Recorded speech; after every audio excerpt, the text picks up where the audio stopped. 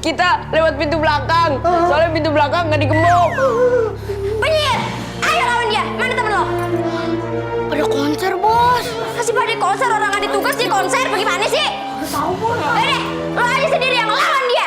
Kagak mau. Kita kan cuma berdua. Dia rame-rame. Itu namanya kerokan, Bos. Koyokan. Itu juga boleh deh. Udah, lo berani nolak? Kagak mau, ah? Yaudah dah. Ayo Suta, bisa. Sudah. Siapa lo? Lah, situ siapa? Gue adalah ratu penyihir yang akan menguasai kerajaan ini. Di mana-mana itu orang baik itu gak bakalan ngaku kalau dia baik. Lah, situ ngaku-ngaku sebagai penyihir. Berarti situ bohong lo. Hah? Kebanyakan ngomong rautan SD. Cepat,